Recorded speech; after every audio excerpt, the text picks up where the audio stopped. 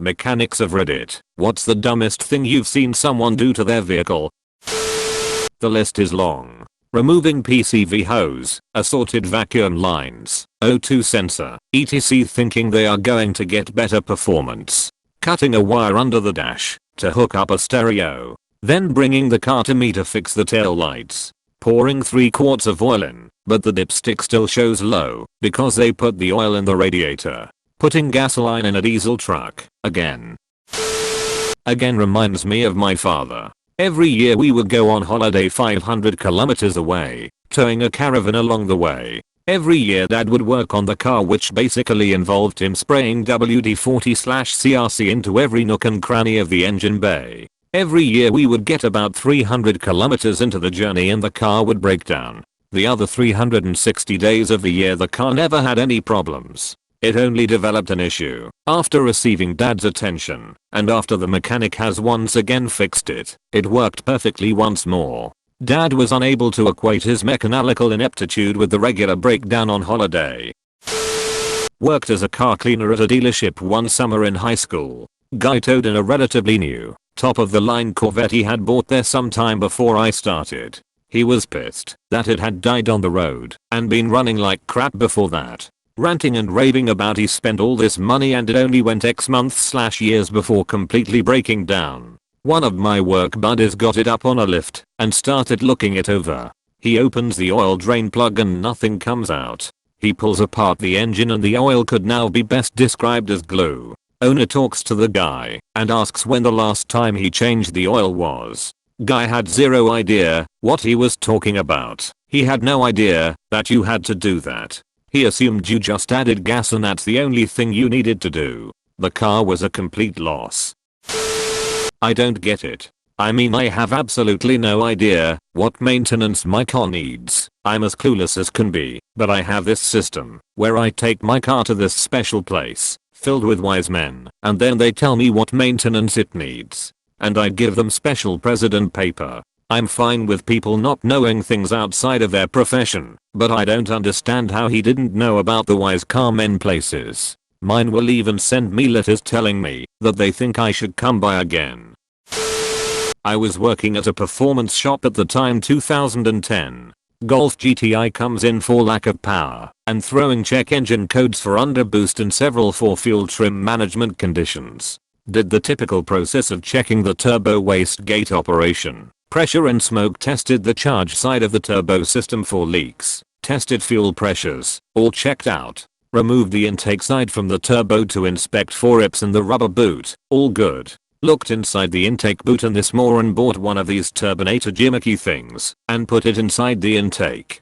It had turned completely on its side and was restricting 80% of the airflow. Removed the obstruction and motor operating values returned to normal and power was restored. Did not feel any guilt that this idiot had to pay a few $100 for me to diagnose and remove his awesome DIY performance mod.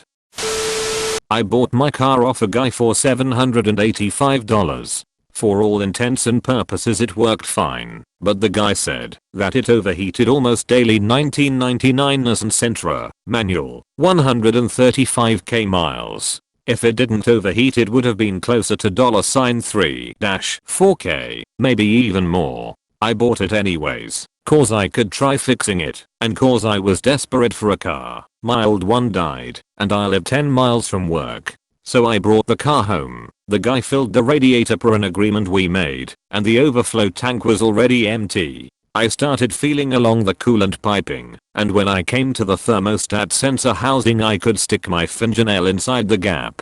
My fingers came out soaking wet with coolant. Went to a parts store, spent $10 on a housing gasket, $3 on some liquid gasket, and $50 on new oil, a new oil filter, a new air filter, radiator cleaner, and coolant. Spent an entire day putting that gasket in. The reason it took so long is a freaking story and a half that was all about Murphy's Law. Changed the oil, cleaned out the radiator, and I haven't had any trouble since. All in all, a perfectly working car for about $850. I kinda feel bad for the dude who sold it to me. Okay, just a couple of bolts. Can find every spanner, but the one size you need. Finally finds correct SPANNER asterisk. Bolt's a bit stiff asterisk proceds to round of bolt. Asterisk. 3 hours later finally get bolt out asterisk. Okay, now to get that second bolt. Did a co-op at a shop back in high school. Guy complains about how his car doesn't sit straight. We pull it in and don't even need to put it on the lift to realize that he has 17-inch rims on one side and 15s on the other. Took me about 45 minutes of explaining to him why cars aren't made like that before he told us that he'd be taking his business elsewhere. On a side note, the side with the 15s were 100% bald, like racing slick bald, and everything in that car was falling to pieces. I have too many stories of crap I found in people's cars there, but this one has to be my favorite. I know so little about cars I still have to Google how to jumpstart one and the difference between manual and automatic transmission. But even I know that you can't have wheels, which includes its parts, like rims, of different sizes on the different sides of a vehicle without tilting to the side. Like crap. Has he never used a shopping cart with a squeaky wheel?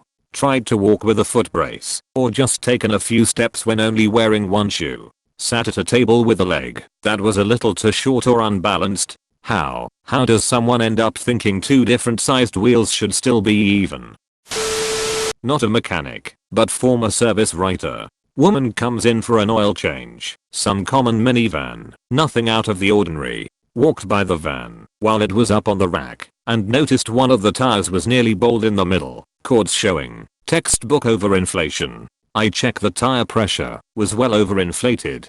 Then looked around the vehicle. 2 more tires were in exactly the same state, overinflated and showing damage from it. The 4th was a bit underinflated, no glaringly obvious tread wear. Pointed it out to the customer when she came back, asked if there's any reason 3 tires would be overinflated. Long story short, she was occasionally seeing a low tire light on the dash, no indication of which tire, just low tire, told her husband, and he just aired up all 4 tires. Happened again, fixed the same way, rinse and repeat. So over time they kept the tire with the leak going, but managed to ruin the other 3. Buy a tire pressure gauge if your car doesn't give you per tire pressure readings. Let me tell you about Diamond Plate Guy and Focus Bro.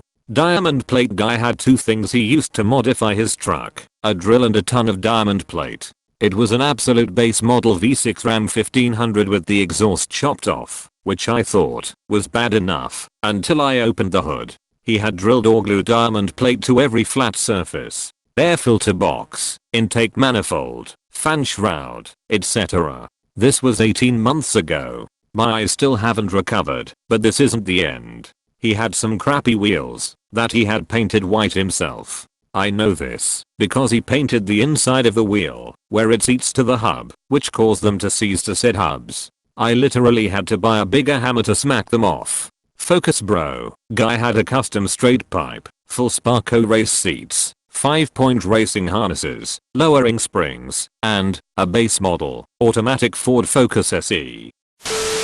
Not a mechanic, but a car enthusiast. Saw a couple of cars where owners didn't know what basic maintenance was. Like no oil change, no brake pad change. The oil turned into jelly and you had to scrape it out. The most ridiculous thing were the brakes. My mechanic friend showed me the brakes of an elderly lady's car. The brake discs were gone, like almost completely wiped down to like 5 to 6 millimeters. She said to him, the car feels weird while I brake.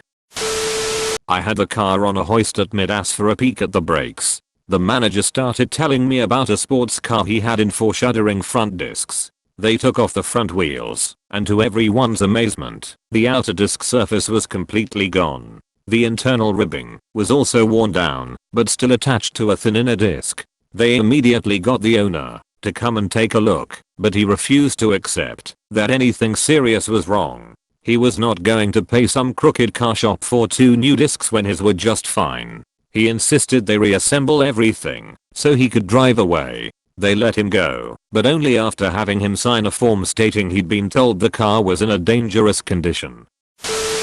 Dudes spending thousands of dollars modifying their pickups for off-roading, even though they spend 99.99% of the time on highways and the furthest off of a road they ever get is a logging road that a stock forester could tackle with no problems. and then complain about extra shitty fuel mileage and having to pay for new 35-inch knobby tires that only last 10k miles because they wear out super quickly if you drive mostly on pavement, and having to replace their front wheel bearings every other year because those larger wheels and tires are a lot heavier than the stock ones, and being super surprised to learn that parts for a 3/4 ton pickup can cost multiple times more than the comparable ones for the small sedan they sold to afford their bro truck.